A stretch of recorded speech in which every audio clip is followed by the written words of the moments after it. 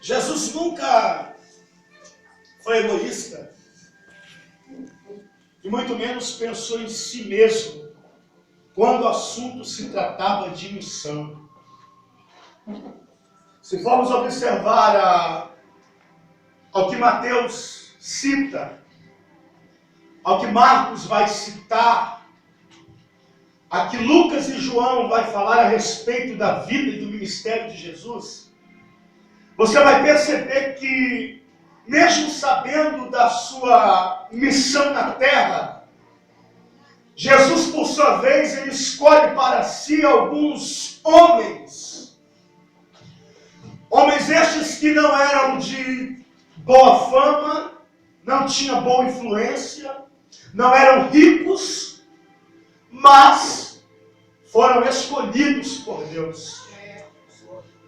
As escolhas de Deus, às vezes, nos espanta, porque na ótica humana, de fato, Jesus poderia escolher os bem-sucedidos, os de influência na cidade, os poliglota, os homens que dominam várias áreas.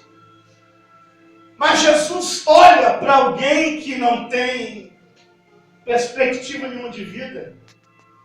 Jesus olha para alguém que não tem esperança de mudar o quadro que está vivendo. E ele vai dizer que esta pessoa é a menina dos seus olhos.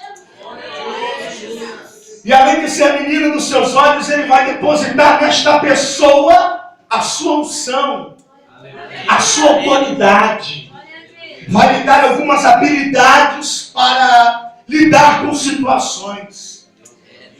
Eu digo isso porque quando Jesus vai fazer a sua missão na terra, ele vai ordenar os seus discípulos a fazerem também discípulos, dizendo: ide vós, fazer discípulos. Se fosse para comparar hoje com os tempos de Jesus, parece que a essência de fazer discípulo foi embora. Porque às vezes Deus deposita em você a unção, a habilidade, a autoridade, o domínio,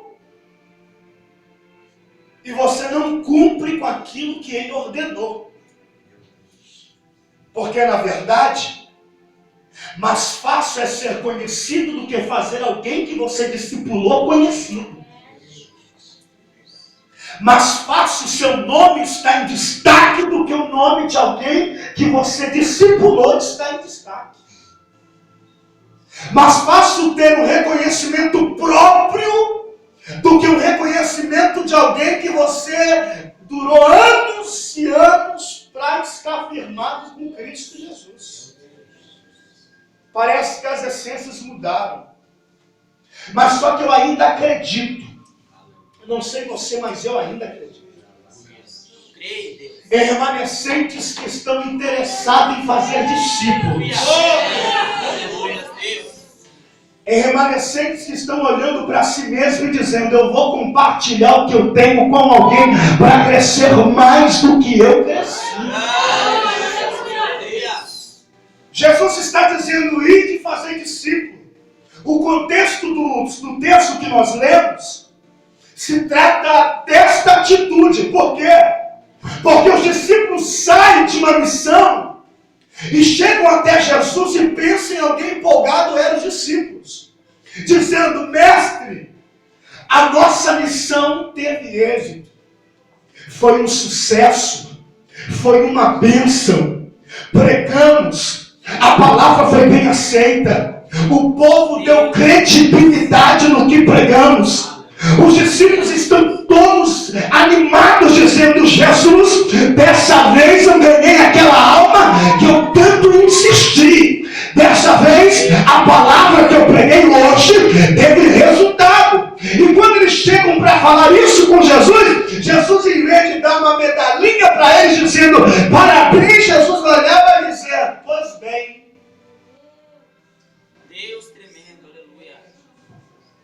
Vamos sair daqui agora. Pensa comigo no texto. Alguém está empolgado dizendo: Jesus, eu fiz o dever de casa certinho.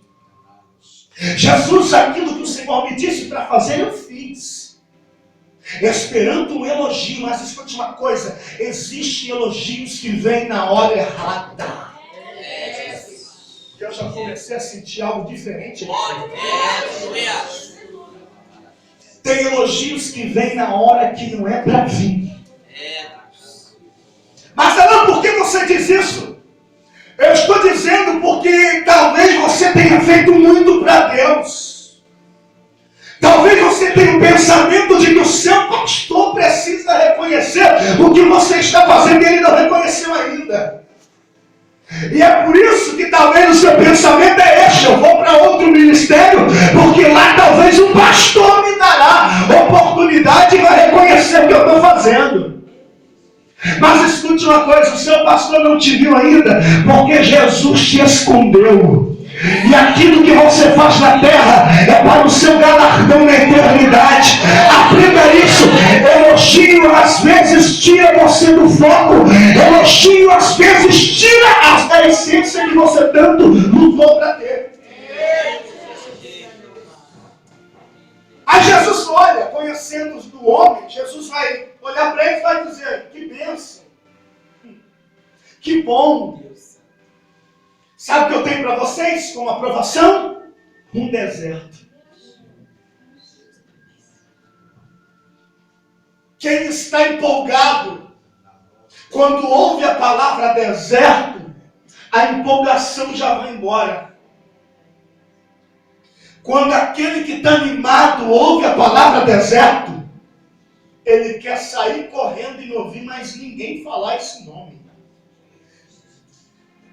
Jesus está dizendo: vamos sair daqui agora e vamos para um lugar deserto. Mas escute, quem escuta Jesus falando isso, está pensando: Jesus agora vai nos fazer passar por um momento de provação depois de um momento de sucesso. Não. Jesus está dizendo: vamos para um lugar deserto para descansar. E a pergunta que surge é essa: Jesus tinha vários lugares para descansar. Jesus tinha vários lugares para inclinar sua cabeça e ficar tranquilo junto com os discípulos. Prova isso, Alan. Tinha a casa de Pedro em Cafarnaum, onde Jesus morou um bom tempo. Tinha Nazaré. Tinha Galileia. Jesus está dizendo: nosso descanso vai ser no deserto. E um dia, lendo a Bíblia, eu falei com Deus, Deus, não tinha outro lugar para Jesus descansar? Logo no deserto, qual é a lição que Jesus quer nos dar? Chamando os discípulos e dizendo: nós vamos descansar no deserto. Sabe qual é a lição? É que deserto para você talvez seja um espanto. Deserto para você talvez seja sinônimo de provação. Deserto para você talvez seja sinônimo de lugar onde não tem água para beber. Mas quando Jesus te chama, deserto se torna um lugar de descanso para a sua alma. Liga para o irmão que está do seu lado só para dar uma esquentada, nele. Diga-me assim: deserto não é um espanto. Deserto é o lugar do seu descanso. Eu estou sentindo a presença de Jesus aqui. Escute isso. Talvez o deserto que você esteja enfrentando hoje, para você talvez seja o final da sua vida. Mas Jesus está dizendo: é neste mesmo deserto que eu permiti você passar, que eu vou trazer um descanso para a sua alma, para a sua vida. Quem pode adorar Ele?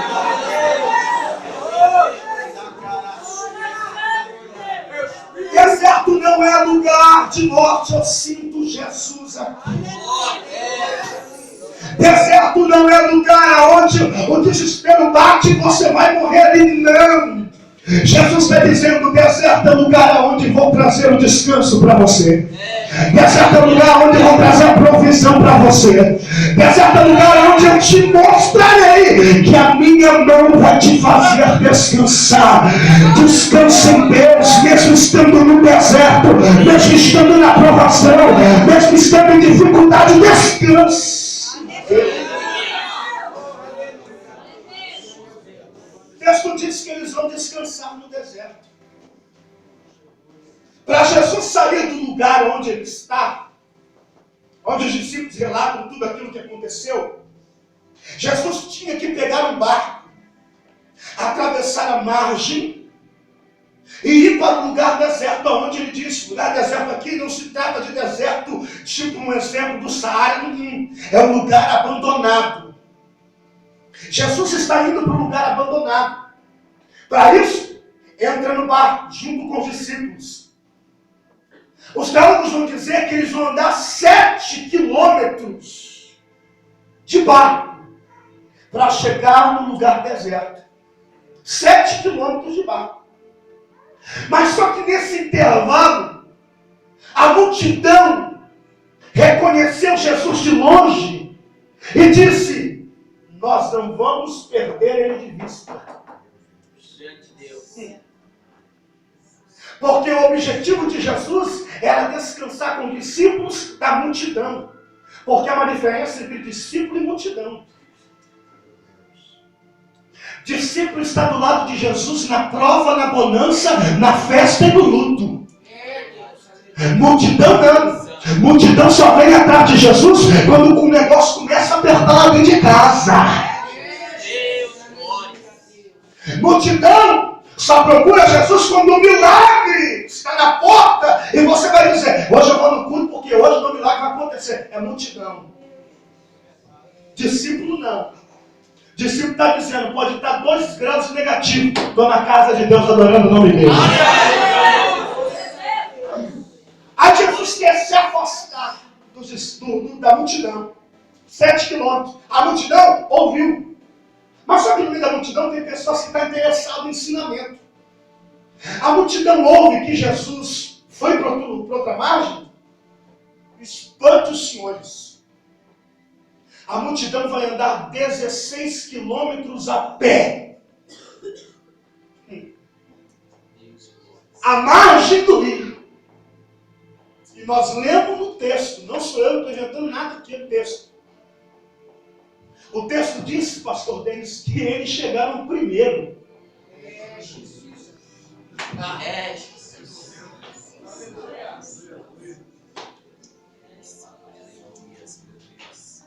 7 quilômetros de barco. 16 quilômetros a pé. Ótica humana, o barco já era para estar encostado há muito tempo. Ótica de Deus, os homens chegaram primeiro que Jesus na outra margem. Alguém vai pensar assim: por que isso, Alain? Simples.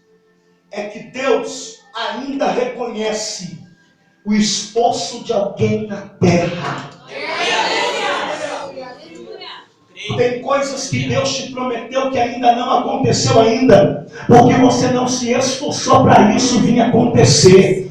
Tem coisas que Deus falou com você que vai cumprir no ano de 2016 e você está se perguntando, dizendo: Deus, já é o mês 6, quase no mês 7 e nada aconteceu. Deus está dizendo: eu ainda preciso ver em você um esforço para realizar aquilo que eu te prometi. Glória.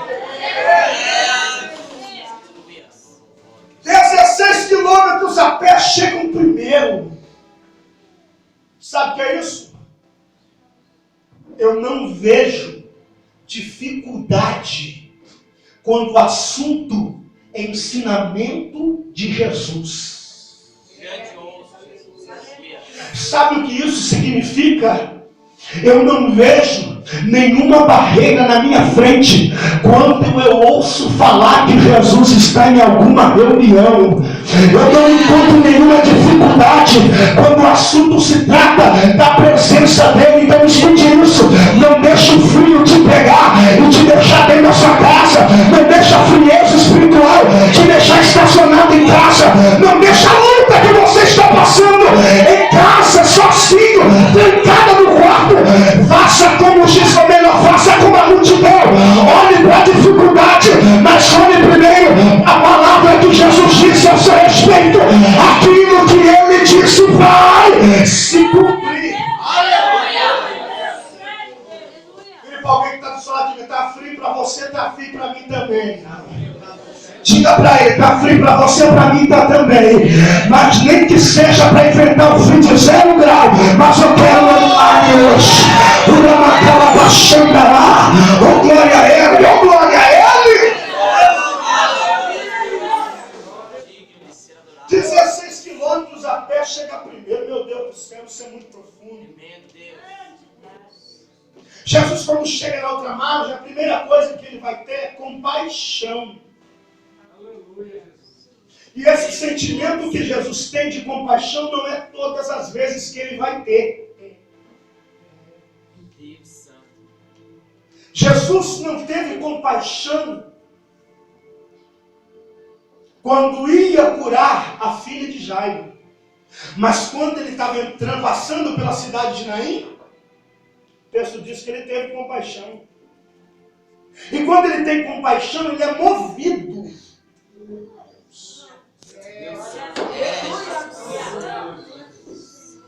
Eu estou dizendo que quando Jesus tem compaixão de alguém, ele é movido a fazer aquilo que ninguém vai fazer por você.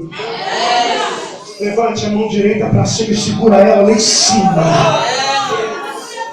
Eu venho nessa noite debaixo da autoridade da palavra que está sendo ministrada. E eu quero ministrar sobre a sua vida uma palavra profética. Que palavra é esta, Lã? Eu quero profetizar que a partir dessa noite o meu Deus terá compaixão. Jesus terá compaixão da tua vida, da tua casa, da sua família. De alguém que está perdido, de alguém que está afastado, de alguém que está nas drogas, na prostituição, na mentira. O meu Deus terá compaixão. O meu Deus salvará a casa. Quem acredita nisso, fecha a mão, abre a boca e glorifica ele, dizendo que ele é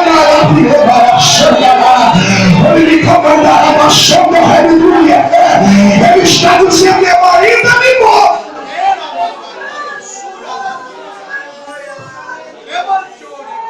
Ele ainda se move no sentido do mover dele.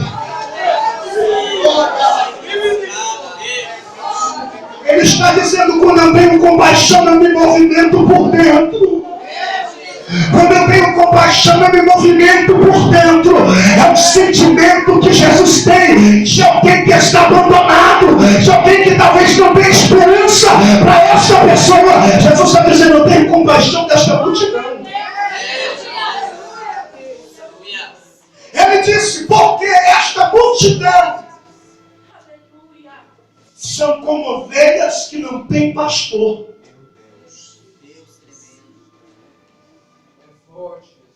O que mais vimos no Brasil é alguém se queixando e dizendo, o meu pastor tem tempo para visitar o empresário. O meu pastor tem tempo para visitar o irmão que dá o dízimo maior na igreja. Mas o pastor nunca foi na minha casinha de telha. O que mais ouvimos no Brasil é que os pastores estão sendo dados aquilo que lhe oferecem. E se esquecem de que alguém está gemendo, dizendo, eu ainda preciso de um pastor. Mesmo que a mídia tente manchar o chamado pastoral no Brasil, ainda existe alma gemendo e dizendo, eu preciso de um pastor.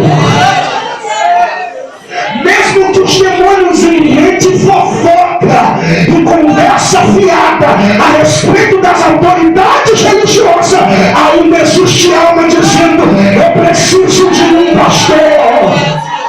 Mesmo que alguém olhe para a igreja e acha que aqui é um lugar apenas para nós que somos pagados, alguém lá fora está dizendo, aonde mora o pastor da igreja.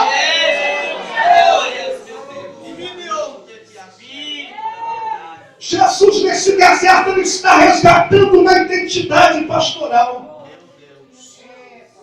Ele está dizendo, eles são como ovelhas que não têm pastor. E Jesus conhecia o que ele estava falando. Porque a ovelha que não tem pastor, primeiro, fica vulnerável aos ataques do adversário quando chegam. Os lobos chegam e a ovelha que não tem pastor, ela fica à mercê desses ataques.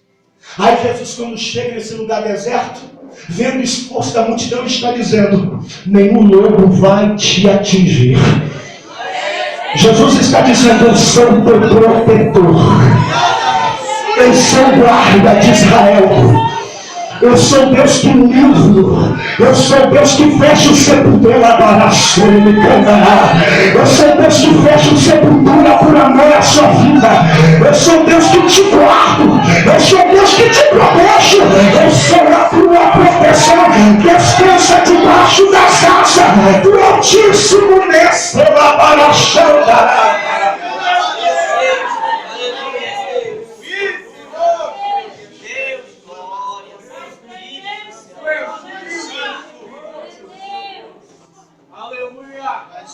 Segundo, ovelha que não tem pastor não consegue achar o caminho do alimento. E a tendência da ovelha é morrer de fome. Mas Jesus está dizendo, mesmo que o lugar seja deserto, eu ainda tenho alimento para alimentar essa multidão. Escute o que eu estou lhe dizendo hoje, na autoridade de Jesus. Não saia da posição que Deus te colocou para ir correr atrás em ventos, em falsas doutrinas que irão surgir ainda por esses anos. Você ainda tem um pastor que te dá um alimento.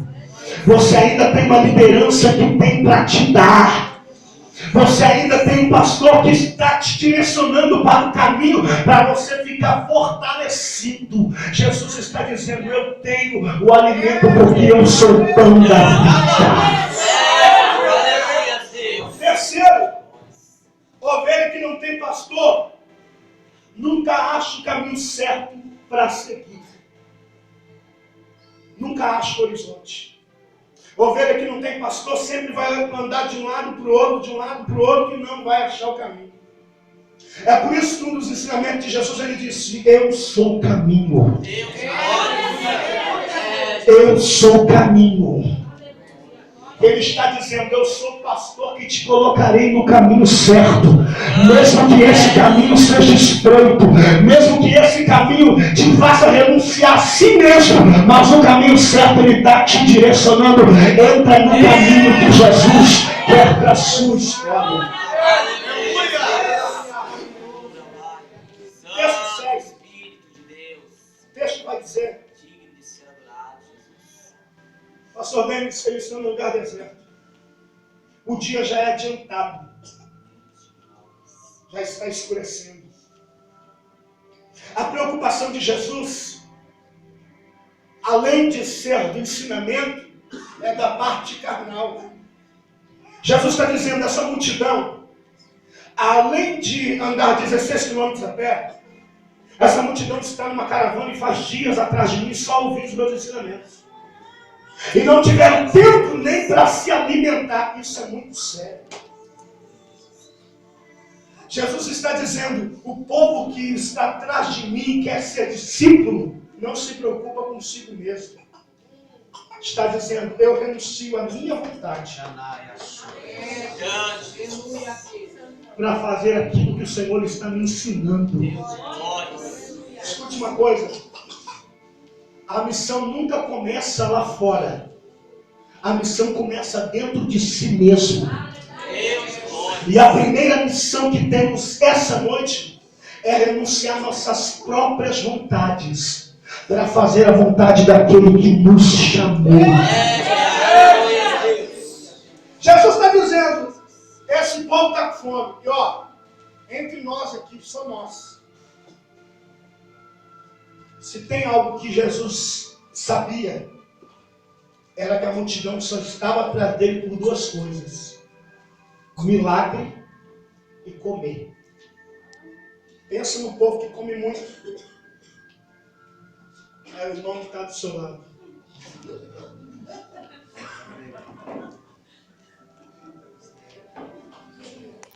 Pensa no povo que parece que não tem fundo.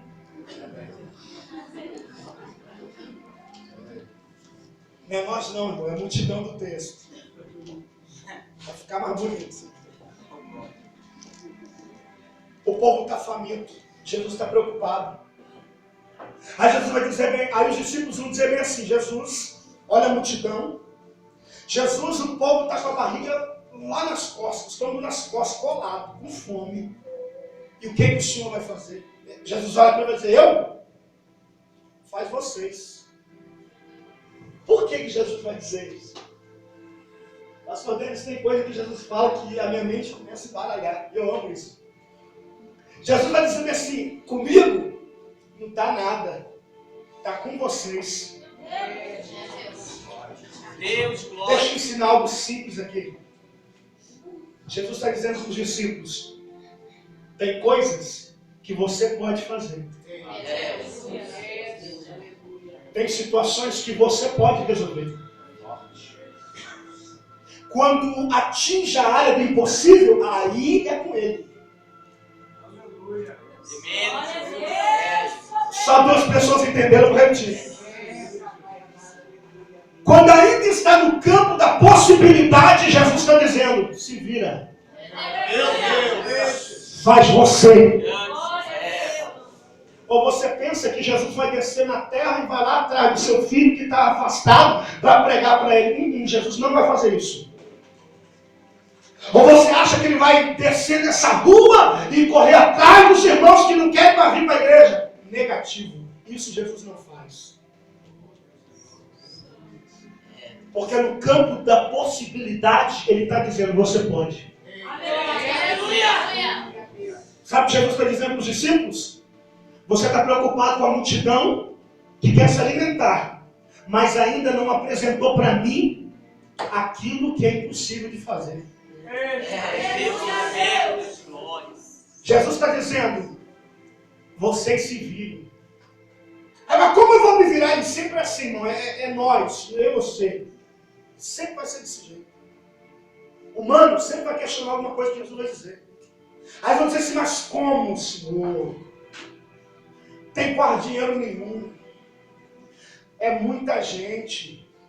Vai comer como? Aí nesse intervalo de diálogo, um discípulo vai olhar para o lado e vai ver um menino. Lá no Espírito Santo a gente fala merendeira. O menino está com a merendeira debaixo do braço. Pensa. A mãe do menino, eu posso pensar isso aqui porque o texto não dá mais. A mãe do menino deve ter pensado assim: filho, você vai para onde? Vou ouvir Jesus pregar. Ah, é? Então prepara a sua merendeira, porque eu vou te dar pão e peixe. Porque as mensagens de Jesus, irmão, era manto.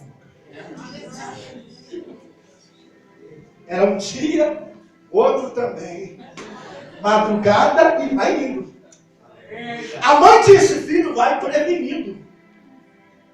Agora pensa comigo, você vai dar risada, mas é verdade isso aqui. O menino está com a merendeira debaixo do braço. Aí o abençoado do discípulo vai dizer assim: já achei. Me dá cá. Ele toma a merendeira do menino. O menino vai olhar e vai pensar: poxa, agora o dia já está adiantado, eu estou com fome. Pensamento egocêntrico. A multidão que se vira, minha mãe me deu um alimento. O discípulo foi e tirou do menino 5 pães e 2 peixes. Mas nessa brincadeira há uma lição. E qual é a lição? É que Jesus sabe a hora certa de tirar de você o que talvez para você seja de muito valor. Eu estou sentindo ele aqui. Alão, estou aqui hoje, mas eu perdi tanta coisa na minha vida. Alão, estou nesse culto hoje, mas se for para contar de coisas que eu perdi, você não tem ideia. Legal. Que bom. Talvez você não perdeu. Talvez Jesus te tirou. Por quê? Porque enquanto Ele tira coisas desprezíveis aos olhos da eternidade, é sinônimo de que Ele está preparando coisa grande para te entregar de novo.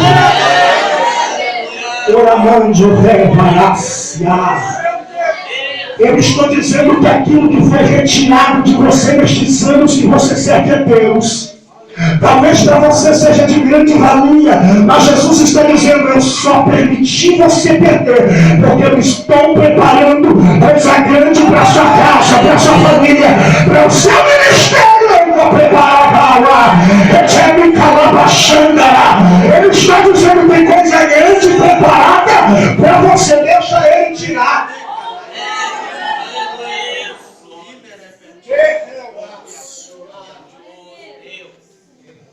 Jesus está dizendo: deixa eu tirar. O menino está desesperado que foi tirado dele a sua fonte de alimento, aquilo que ele achou que era valioso. E quando tiram dele, o discípulo vai olhar para Jesus e vai dizer: o que temos hoje?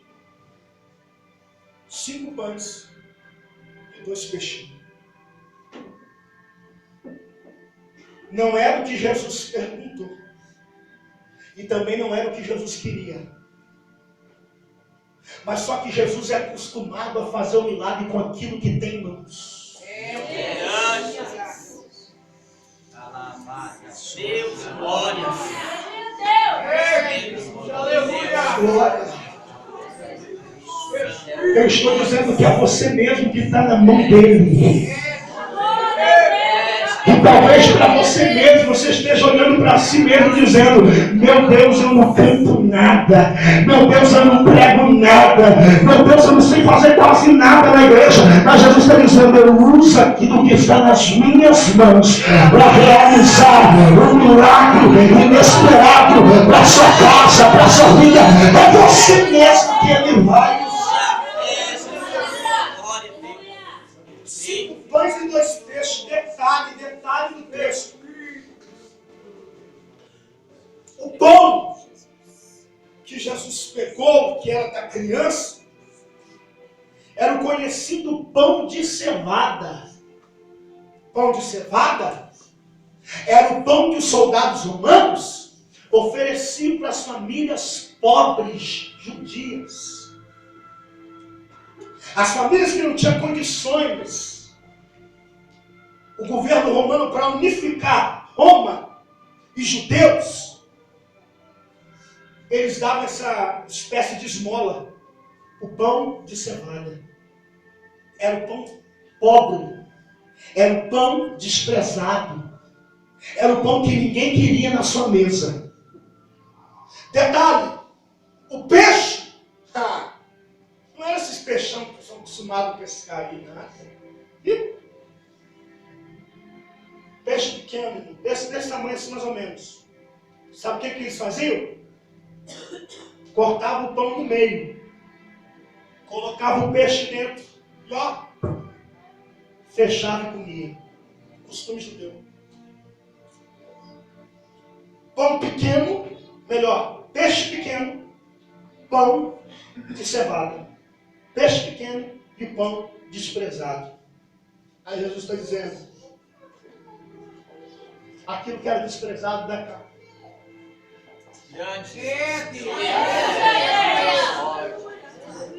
Aquilo que é pequeno me dá aqui. Diz o texto, que não eu,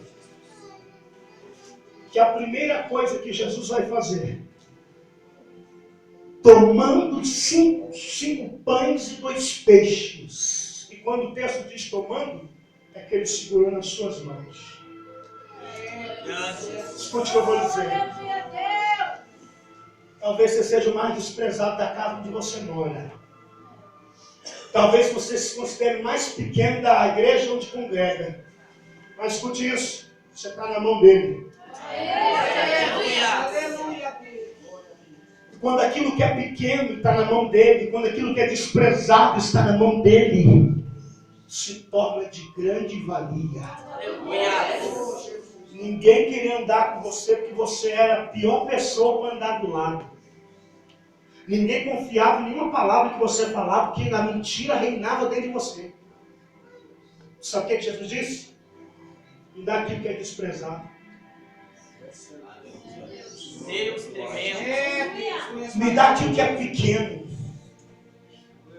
Espírito da verdade, tu és lindo. Eu sempre ouvia de amigos, de familiares de amigos: não anda com Alain porque Alain não tem nada para te oferecer. Se não virar bandido, se não virar gente ruim, não sei nem o que vai virar. Quantas vezes eu ouvi isso? Batia com um martelo na alma. Porque as pessoas julgam aquilo que vê. Meu Deus.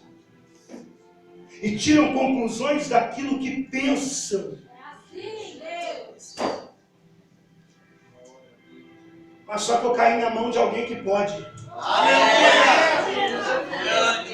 Você caiu na mão de alguém que pode.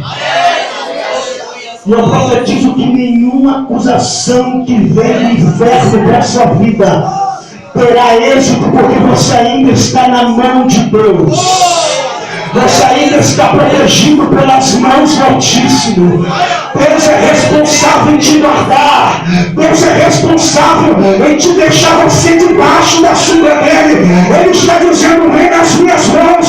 Você que é desprezado, você que é pequeno, nas minhas mãos. Eu te falei coisa grande, te falei coisa grande.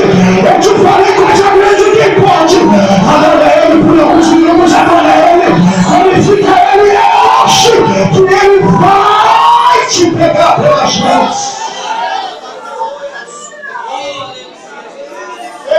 Soy Ramon de Calabaralha. Ele me propria come de Calabachanda. Jesus está dizendo: aquilo que é desprezado, aquilo que é pequeno, vem nas minhas mãos, porque Ele sabe o que é melhor para você. Ele sabe. Aleluia! Eu já estou encerrando para nós orarmos juntos. Primeira coisa que Jesus vai fazer é pegar na mão. Segunda coisa que Jesus vai fazer, verso 41, levantou.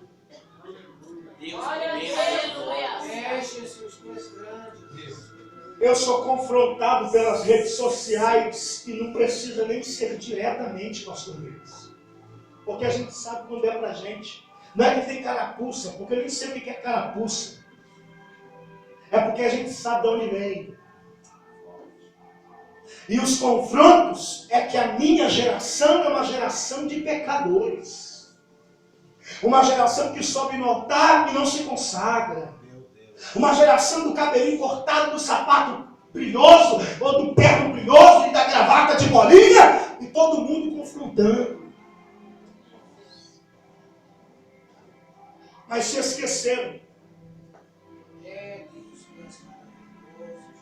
que para quem chamou, isso é balela.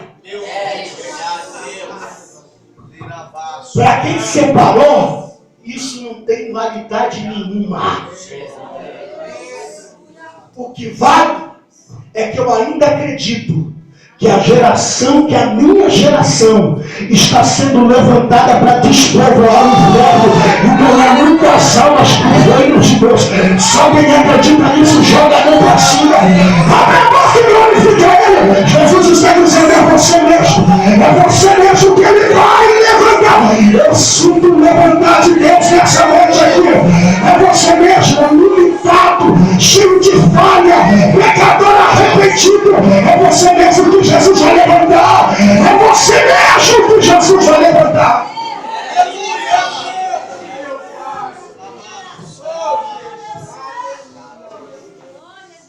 Deixa confrontar, é você que ele vai levantar. Aleluia! Glória a Jesus. Ele levanta o pão e o peixe.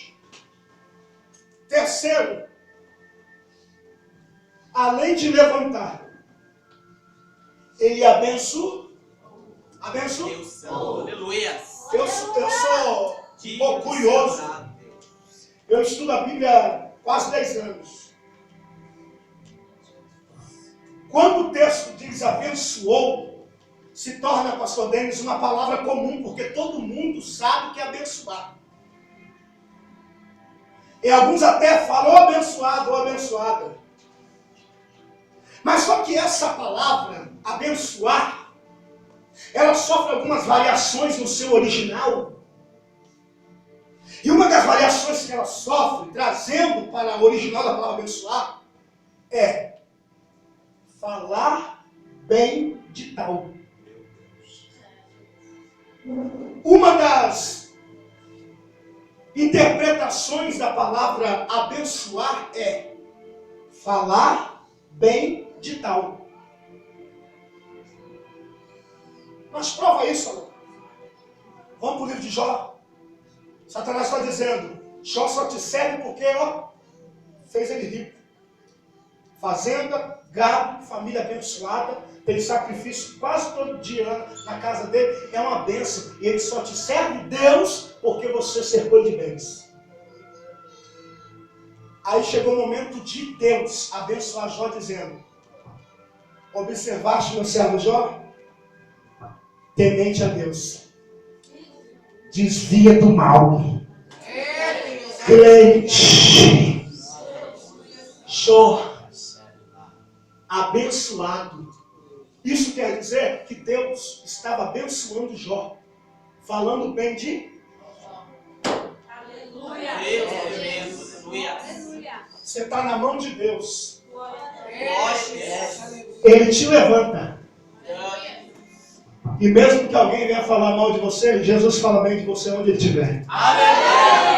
Não, pouco barulho para quem entendeu. Pouco barulho. Pouquíssimo. Eu estou dizendo que você não precisa falar para ninguém que você é. Eu estou dizendo que você não precisa propagar aquilo que Jesus está fazendo para você. Deus está encarregado de falar bem de você onde ele passou. Deus está encarregado de falar bem de você. Ele veio para te abençoar. Abençoar é falar bem de você. É falar bem da sua casa. É falar bem da sua vida. É falar bem da sua salista. Ele está dizendo, eu sei a hora certa de te abençoar. De falar bem de você. Mas a vizinha da rua da minha casa só sabe falar mal de mim. Não tem problema. Uma hora Jesus passa na casa dele e vai falar do seu testemunho e da sua vida com ele. E vai abençoar ele também. Mas olha, inventaram isso e aquilo, não tem problema. Ele vai falar bem de você. Se tem alguém que te conhece, esse alguém é Deus. E não adianta maquiar a situação, colocar algo no rosto para tapar, não. Nós somos o que somos e somos isso aqui. E só estamos aqui por causa da misericórdia dele. Melhor do que ninguém, não existe ninguém melhor do que ninguém nessa reunião. Ele está dizendo, todos vocês estão nas minhas mãos, eu levanto e abençoo. Eu levanto e falo bem. É coisa de Deus isso. O texto diz que quando ele abençoa, ele vai partir. Partindo, ele vai fazer o povo sentar. O interessante é que nos ensinamentos de Jesus sentava e o povo ficava de pé. Aí Jesus vai dizer assim, não, vamos mudar aqui hoje. Vocês vão sentar. 50, 100. E vamos mostrar para vocês que valeu a pena todo o seu esforço. Valeu a pena andar a pé e ficar com dor na perna até chegar na outra margem. Valeu a pena você sair de casa nesse frio. Jesus está dizendo, vai valer a pena todos os seus esforços. Se o homem ainda não te reconheceu, isso é porque Deus está permitindo isso. Deus está dizendo: eu vou reconhecer na hora certa. Eu vou recompensar o teu esforço. O que você faz para Deus é para Deus, e Deus sabe, Deus conhece. E Deus sabe muito bem, deseja a vontade do seu coração quando faz tal coisa. Ele abençoa, ele reparte, todo mundo comeu. A pergunta é essa e nós encerramos. Alan, e o menino?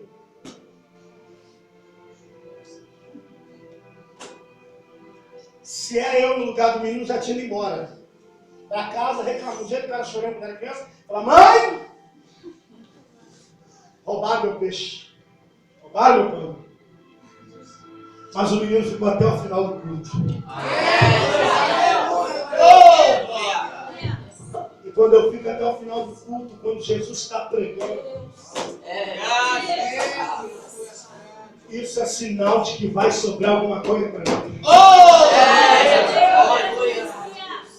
Sobra 12 cestos cheios. Alguém vai dizer que os 12 cestos significam os 12 discípulos. Alguém vai dizer que os 12 significam as 12 tribos de Israel. Alguém vai dizer que as 12 significam várias coisas da Bíblia. Mas sabe qual é a verdade? É que não significa nada disso. Porque se significasse isso, ia ser um cesto para cada discípulo. E vamos ser sinceros, discípulo não tem muita participação nesse milagre. Grande Deus. Jesus vai dizer: me sobrou o quê? 12 cestos cheios. Chama o menino. Um amigo meu pregando essa mensagem, ele disse que o menino abriu uma padaria. Eu ri o culto inteiro.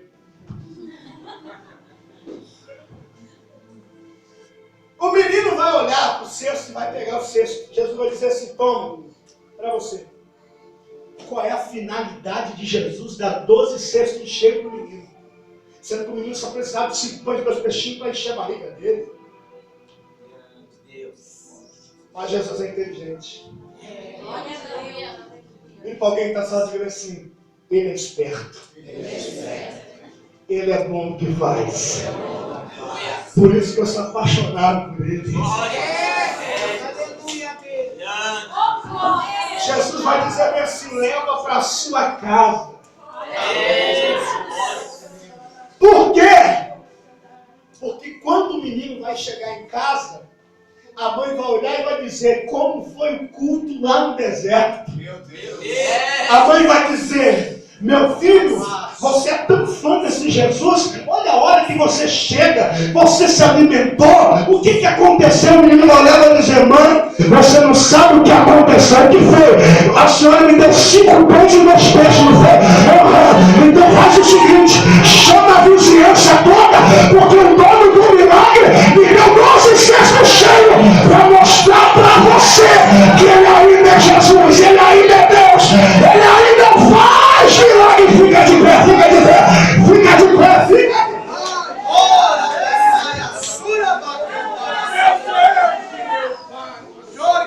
Alguém da sua casa precisa saber que Jesus dessa igreja é um Jesus que ainda faz milagre na sua vida.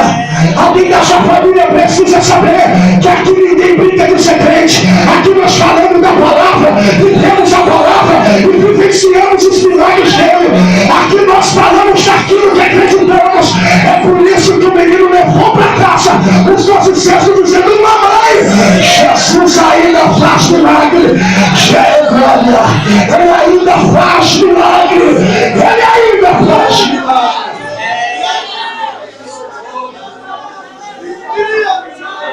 Pessoas no nosso meio. Algumas pessoas que estão aqui à frente receberão de Deus o seu cesto cheio. E quando chegar em casa, ainda por esses dias, nessa semana que inicia hoje, você vai vivenciar um milagre com alguém. Alguém vai começar a acreditar no Deus que você serve. Isso é missão. Isso é missão que você não faz com os seus lábios, você faz com a sua atitude. Isso é missão que você não faz cantando nem pregando, mas faz com aquilo que você apresenta, do que Deus fez na sua história. Feche o seu glória a Deus. Senhor, eu quero orar pela vida dos seus filhos que estão aqui à frente. Eu, juntamente com essa equipe abençoada que está na minha retaguarda, Senhor, nós queremos agora, Senhor, ministrar sobre a vida do teu filho e da tua filha. Ó Deus, aqui, meu Pai, que era impossível aos olhos do teu filho. Aquele lemante, o remitrampe, derevachandaraia, o limitamente, o remiprovação. Ó Pai, aquilo que os teus filhos pensavam, meu Pai, que não seriam realidade. Ó Deus, o Senhor atraiu os teus filhos até o deserto. E o Senhor disse, o Senhor profeta Oséias, que o Senhor atrairia para falar no coração. Ó Deus, aonde tiver uma vida, Pai, necessitada de um milagre, necessitada de uma provisão, necessitada de algo divino. Ó Deus, se manifesta a Ele agora, se manifesta a ela agora. Vai, manifesta o teu poder, mostra para Ele, mostra para ela, que mesmo estando no deserto, mesmo estando no lugar que não é muito apropriado, o Senhor ainda é o Deus do milagre, o Senhor ainda é o Deus do milagre. Vai agora, vai agora, vai agora. Enquanto você adora, Ele vai visitando a sua vida. Vai agora Ele, exalte a Ele. O Ramachandará, o Ele me candará, onde me calabachandaré, o se apropriará, bateu me candará, o Ele me calabachandará. Ele está dizendo: tem milagre, tem milagre.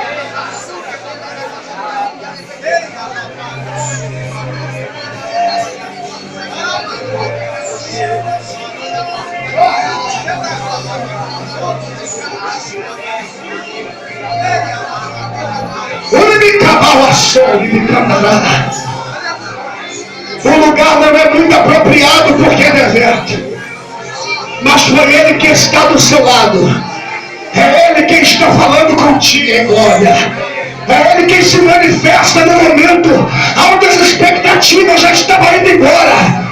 É Ele que se manifesta trazendo o milagre. Ele está dizendo: você vai levar o milagre para casa hoje.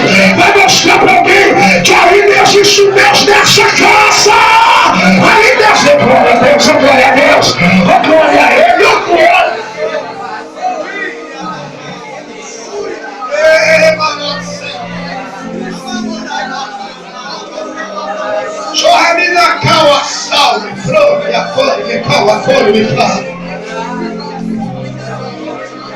Meu Deus, o cesto cheio que o teu filho tanto pediu. Meu Deus, o cesto cheio que a tua filha tanto orou. E quando eu falo de cesto cheio, estou falando de milagre interno. Milagres que talvez ninguém saiba, mas o Senhor sabe o que ele e que ela precisa. Por isso, Deus, eu quero orar pela vida dos teus filhos, abençoando a cada um deles e profetizando que sairão daqui, Pai, com seu cesto cheio. Alguém precisa saber que o Senhor ainda é o Cristo que faz milagre. Alguém precisa saber que o Senhor ainda é o Deus que tira o homem lá do lamaçal. O Senhor é o Deus que ainda tira o homem lá das profundezas. O Senhor ainda é o Deus que coloca o homem com os pés firmados na rocha. Por isso, Pai, que a tua unção, que o teu poder, que a tua manifestação esteja a partir de hoje marcando essa vida, marcando essa história, marcando essa casa, mostrando a eles que o Senhor ainda é o Deus que realiza o milagre.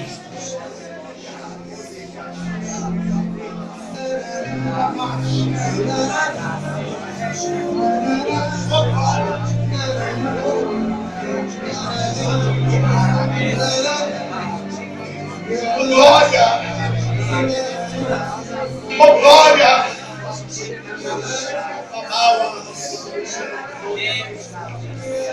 Te aprove a sombra. Terrel, céu, prome monte, que aprove a sombra. Ora me remonte, calavarácia. Oh, glória! Oh, glória! Por me te remonte, caprove a sombra. Ele ainda tem algo preparado para você e tem coisas grandes.